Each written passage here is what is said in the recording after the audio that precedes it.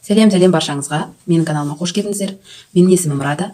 Мен бүгін сіздерге машинада бірге бір резинка тоқу үлгісін көрсететін боламын. Ол үшін мен мына жерден 30 инені алға шығарып аламын. 30 инеде көрсетемін сіздерге. Және де мына үшінші инеден бастапқы екеуі қалады. Үшінші инеден бастап артқа қарай итереміз. Мен резинка тоқитын кезде үнемі осындай көмекші жіп қолданамын.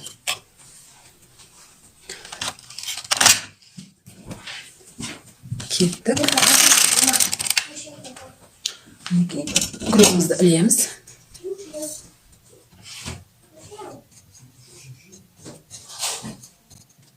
Осы көмекші жіппен бірнеше қатар жүріп шығамыз.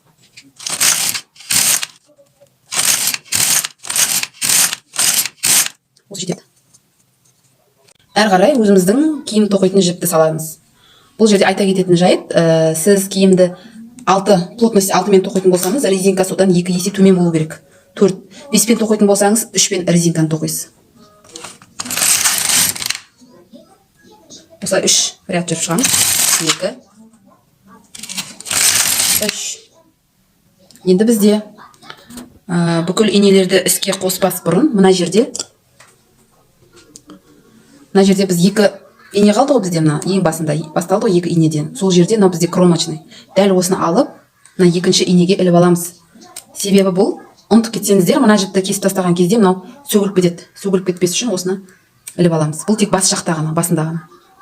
Әрі қарай бүкіл инемізді іске қосамыз. Бұлай іске қосып жатамын. 30 инені тоқитын боламын. Осы жерде счетчикті де 0-ге қойды, ұмытпаңыздар. Себебі осы жерден бастап біз резинканың қатарын санайтын боламыз. Счетчикті 0-ге қойдым.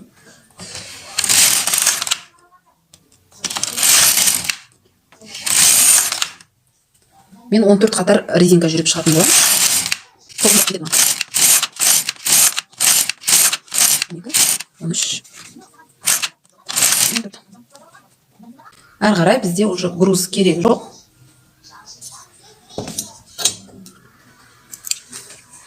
Міне 14 қатар резинканы тоқыдым.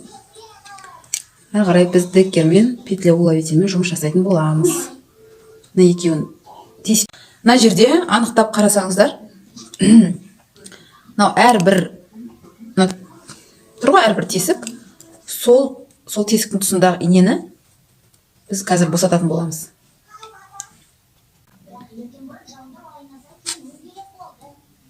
Машинаны тазалау керек болып тұр. Неке мынаны босатамыз. Мен осылай деккердің көмегімен босатам. Бұлай тартсаңыздар қолмен де босайды өзі.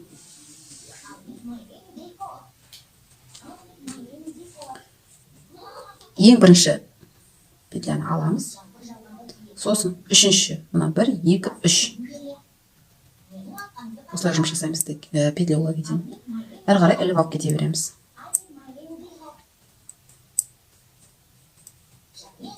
Көріп отырсыздар ғой, өзі бұлай жабылып, мынаны тартып кетеді. Сонда ыңғайлы етіп жасалған.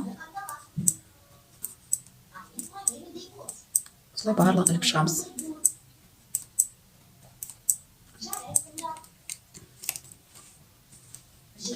Одан кейінгісіне теспейміз, жай ғана шығарамыз. Мінекей. Міне тесіктің тұсында осы инені босатамыз.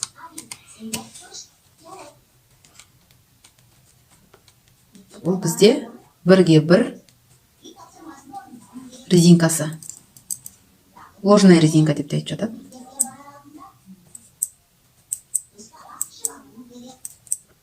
Мен үнемі резинкамен тоқитын киімдерде осылай көмекші жіппен бастап отырамын. Сол кезде шеті әдемі көрінетін болады. Қайрылмайды. Әдемі шығады. Неке көрдіңіздер ме, уже резинка шығып жатыр.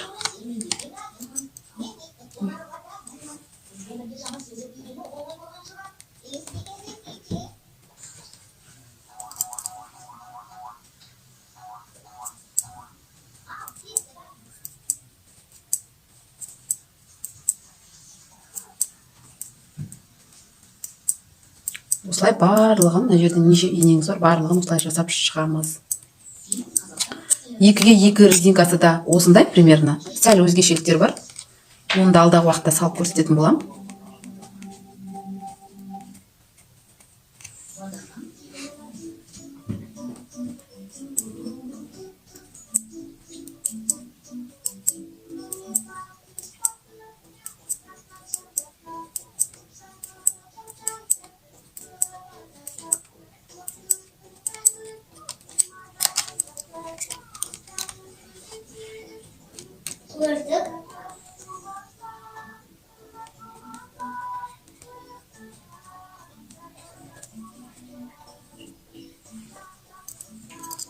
Жалпы осылай.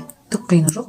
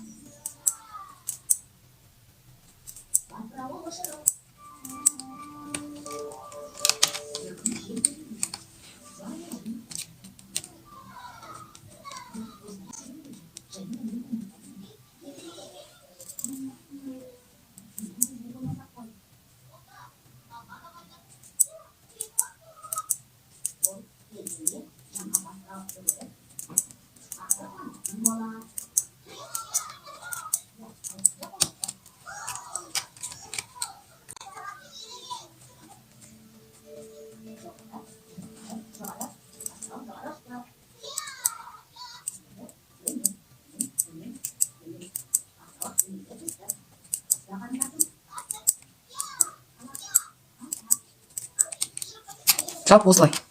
Бірге бір резинкамыз біздің. Мен соңғы жағына келдім. Соңғы жағына келген кезде бізде үнемі мына ең соңғы петляны ешқашан босатушы болмаңыздар, ол шешіліп кетеді, бәріне түсінікті деп ойлаймын, ойдықтарды, иә.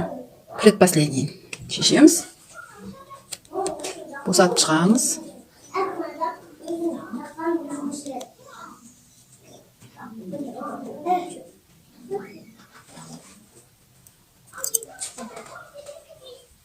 Және ең соңғы үшіншісіне ілдім.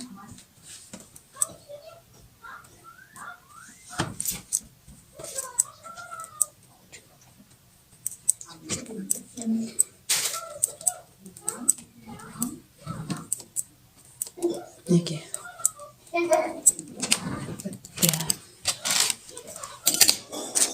Енді осыны шешіп алу үшін бізге жіпті кареткадан алып тастасақ, каретканы бос жіпсіз жүріп шықсақ, мынау шешіледі бізге бірден. Ал мынаны жауып жүруге болады, ол үшін сәл бір-екі плотностьті көбейтіп,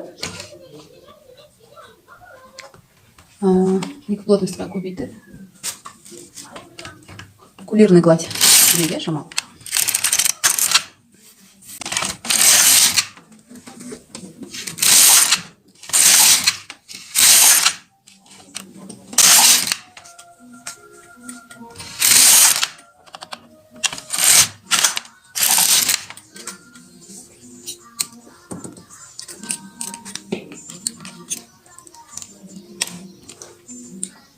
Жұмысымызды шешіп аламыз. Осындай, осы жолмен шешіп алуға болады.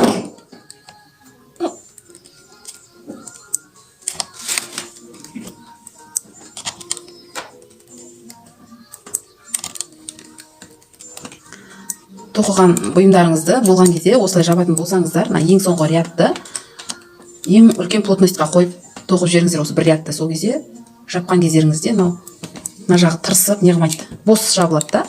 Ал сол тоқып жатқан плотностьпен жаба салсаңыз, ол уже тырысып, бас жағы жинақталып, не істеп қалады, жиналып, жаман болып қалады. Мен үнемі 9-ға қоямын да, соңғы рядын жүріп жіберемін, и осылай жабып шығамын. Өте оңай.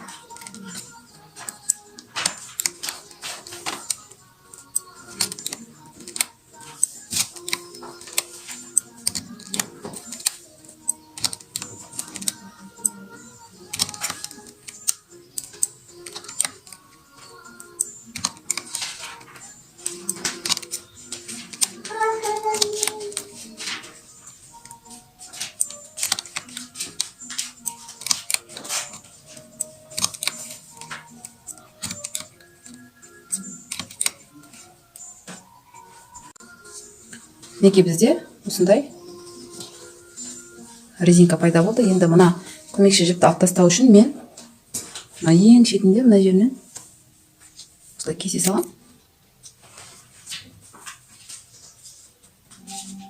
И мына басындағы жібінен осылай тартсаңыздар, ой, өзі шығады.